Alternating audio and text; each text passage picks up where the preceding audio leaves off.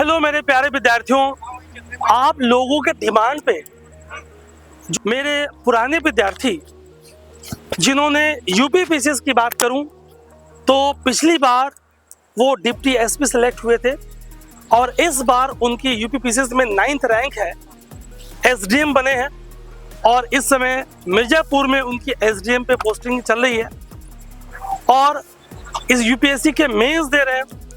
अगर मैं जर्नी की बात करूं तो बिहार के बक्सर से लेकर दिल्ली में जेएनयू से लेकर जामिया तक इन्होंने पढ़ाई करी है।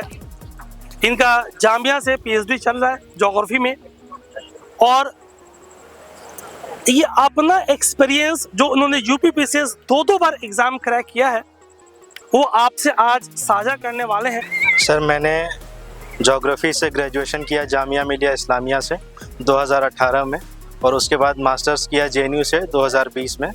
उसके बाद अभी मैं पीएचडी कर रहा हूँ जामिया मिलिया इस्लामिया से ज्योग्राफी में और इसके साथ ही मैं बिहार में 68 बीपीएससी में सब इलेक्शन ऑफिसर था।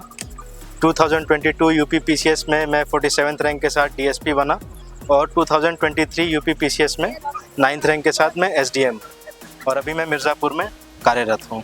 सो मेरे प्यारे विद्यार्थी देख रहे हैं आप, इन्होंने इलेक्शन ऑफिसर छोड़ दिया, यूपी डिप्टी एसपी छोड़ी, इस समय एसडीएम है मिर्जापुर में और मेरी शुभकामनाएं हैं कि ये एसडीएम भी छोड़ें और यूपीएससी में अच्छे रैंक्स लाए को। तो हेमंत, क्या आपने इतनी यात्रा की है तो क्या आपको लग रहा है कि क्या एक एवरेज स्टूडेंट या एक बिलो एवरेज स्टूडेंट अगर कोई खूब मेहनत करे और क्या उसकी स्ट्रेटजी होनी चाहिए तो क्या वो इस एग्ज़ाम को निकाल सकता है? सिविल सर्विसेज की जर्नी में मैंने भी शुरुआत में फेलियर्स देखे। मेरे 2 साल 3 साल बिकॉज मैंने कोई कोचिंग नहीं किया, मैंने खुद से ही तैयारी की थी तो इनिशियली मुझे भी बहुत आइडिया नहीं था और इसीलिए शुरुआत में मैंने भी फेलियर्स देखे। बट उसके बाद जब मैं एग्ज़ाम को समझ गया और उसको मैंने एनालाइज़ किया, मैंने अपनी वीकनेसेस को आइडेंटिफाई किया, उसके बाद मेरे लिए रिलेटिवली इजी हो गया एग्ज़ाम्स को गेट थ्रू करना। कि मेंस में क्या क्या सोर्सेज आपने रेफ़र की थी, मैं चाहूँगा कि बिल्कुल जितना संक्षेप में संभव है ताकि विद्यार्थी उतना पढ़ भी पाए तो आप उन्हें बताएं और क्या तैयारी आपने की थी। हम लोग ये मान के चलेंगे कि बिल्कुल फ्रेशर विद्यार्थी हैं तो पहले हम बीपीएससी की बात करने वाले हैं जिसकी अभी बम्पर नोटिफिकेशन आई हुई है और काफ़ी विद्यार्थियों में उत्साह है। तो एक बार आप हमें जो हमारे विद्यार्थी हैं उनको एक बार बहुत संक्षेप में बीपीएससी के एग्ज़ाम के बारे में बता दीजिए और फिर उनके एक ही सवाल में आपसे लेते जाऊंगा। जी सर। तो बीपीएससी का एग्ज़ाम जो बिहार में सिविल सर्वेंट्स को सिलेक्ट करने के लिए किया जाता है, अभी उसकी नोटिफिकेशन आई है जस्ट और इस बार बहुत ज़्यादा वैकेंसीज हैं उसमें।